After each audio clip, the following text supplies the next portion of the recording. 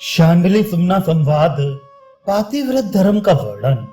युधिष्ठिर ने कहा, पितामह, आप संपूर्ण धर्मवेत्ताओं में श्रेष्ठ हैं, अतः अब मैं आपके मुख से साध्वी स्त्रियों के सदाचार का विषय सुनना चाहता हूँ। आप उसका वर्णन कीजिए। भीष्म जी ने कहा, एक समय की बात है, सब प्रकार के तत्वों को जानने वाली सर्वज्ञ एवं मनस्विनी शांडिल्य देवलोक में गई। वहां कैकेयी सुमना पहले से मौजूद थी। उसने शांडिल्य को देखकर उससे पूछा, कल्याणी, तुमने किस आचार और बर्ताव का पालन किया था जिससे समस्त पापों का नाश करके तुम इस देवलोक में आई हो? इस समय अपने तेज से तुम अग्नि की ज्वाला के समान दीप्यमान हो रही हो। तुम्हें देखकर अनुमान होता है कि थोड़ी सी तपस्या, साधारण दान या छोटे मोटे नियमों का पालन करके तुम इस लोक में नहीं आई हो। अतः अपनी साधना के संबंध में तुम सच्ची सच्ची बात बताओ।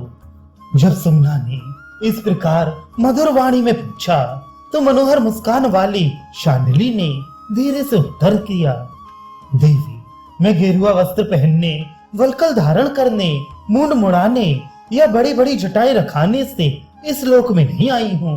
मैंने सदा सावधान रहकर अपने पतिदेव के प्रति मुंह से कभी अहितकर और कठोर वचन नहीं निकाले हैं। मैं सदा सास ससुर की आज्ञा में रहती और देवता, पितर तथा ब्राह्मणों की पूजा में प्रमाद नहीं करती थी। किसी की चुगली नहीं खाती थी। चुगली की आदत मुझे बिल्कुल पसंद न थी। मैं घर का दरवाजा छोड़कर अन्यत्र खड़ी नहीं होती और देर तक किसी से बात नहीं करती थी। मैंने कभी छिपकर या सामने किसी से अश्लील प्रहास नहीं किया तथा मेरे द्वारा किसी का अहित भी नहीं हुआ है। यदि मेरे स्वामी किसी काम से बाहर जाकर फिर घर को लौटते हैं तो मैं उठकर उन्हें बैठने के लिए आसन देती और एकाग्र चित्त से उनकी पूजा करती थी। जो अन्न मेरे स्वामी नहीं खाना चाहते, जिस भक्ष्य, भोज्य या लेह आदि को वे पसंद नहीं करते, उन सबको मैं भी त्याग देती थी। सारे कुटुंब के लिए जो कुछ कार्य आ पड़ता वह सब मैं सवेरे ही उठकर पूरा कर देती थी। यदि किसी आवश्यक कार्यवश मेरे स्वामी परदेश जाते तो मैं नियम से रहकर उनके कल्याण के नाना प्रकार के मांगलिक कार्य किया करती थी।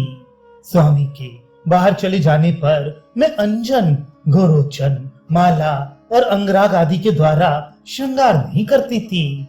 जब वे सुख से सोए रहते उस समय आवश्यक कार्य आ जाने पर भी मैं उन्हें जगाती नहीं थी और ऐसा करके मेरे मन को विशेष संतोष होता था। परिवार के पालन पोषण के कार्य के लिए भी मैं उन्हें कभी तंग नहीं करती थी। घर की गुप्त बातों को सदा छिपाए रहती और घर द्वार को सदा झाड़ बुहार कर साफ रखती थी।